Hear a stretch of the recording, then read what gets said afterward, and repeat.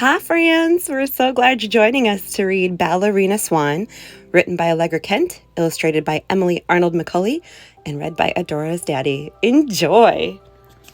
From her pond in a city, Sophie loved to watch the dancers in Madame Myrtle's dance studio. She saw them bend and stretch and stand on their toes. She saw them spin and turn and leap. That swan has really good eyesight. One day, Sophie flew to the window ledge for a better look. The children stopped dancing and went to get a better look too. Back to your bar, Madame Myrtle commanded. Sophie quickly flew back to the pond.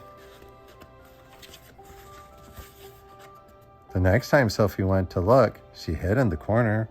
But Sophie couldn't just watch. She had to dance too.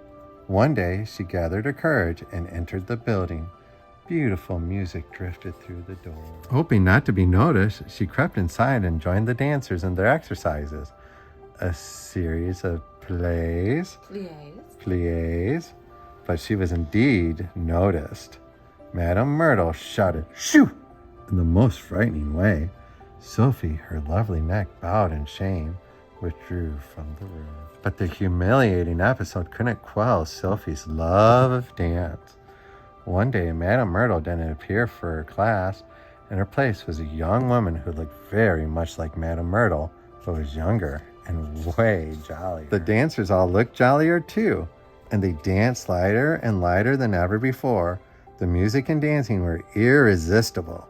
Sophie decided to try to take class once again.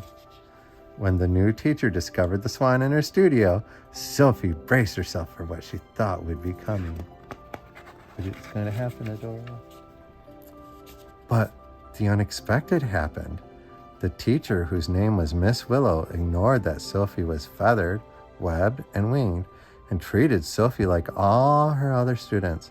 She even gave Sophie a helpful correction. "You're going to have to work on your turnout," she said. When it came time for grand jeté, Miss Willow said, "Fly, my children." The children jumped as high as they could, but only Sophie could really fly. "That was very good," Miss Willow said to her. After that, Sophie went to class every day. She learned that some things came very easy to her and other things were difficult. Because of her long, graceful neck, she was very good at epaulement. But as she had wings instead of arms, porte de bras was a challenge. Because of her webbed feet, Sophie had to work extra hard on turnout, but she was very good at grand jeté. Look at that. There she goes. One day, Miss Willow said, "I am impressed by your commitment and hard work. I would like you to audition for an end-of-year performance of Swan Lake." So many emotions flooded through Sophie's avian heart. Joy, hope, and fear. Sophie's heart would break if she was not cast. When the day of the audition came, Madame Myrtle joined Miss Willow at the studio. A new person entered the room. The choreographer, Mr. Beletsky, demonstrated each combination, which the children and the swan were required to imitate. Some of the combinations were easy and familiar, but some were very, very hard. At last, the time came for the roles to be announced. All the dancers were eager and fearful. Sophie was the most eager and fearful of all. As she scanned the list, she didn't see her name.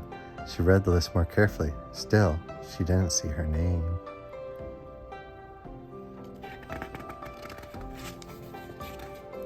Sophie walked off in deep shame and disappointment. She bowed her head low so no one would see her tears. But someone did. It was Madame Myrtle. "Why are you crying?" she asked. "Aren't you happy with your role?" Sophie looked up. "Her role? Your name is on the back of the list," Madame said. "Didn't you see it? Mr. Beletsky created a part just for you. You will be the swan." Perfect, because she is a swan. Sophie practiced and practiced and practiced. She attended every rehearsal, even rehearsals in which she didn't have a part. And when she wasn't practicing, she listened to her music and pictured her steps in her mind. On the day of the performance, Sophie was ready. She looks magnificent, doesn't she?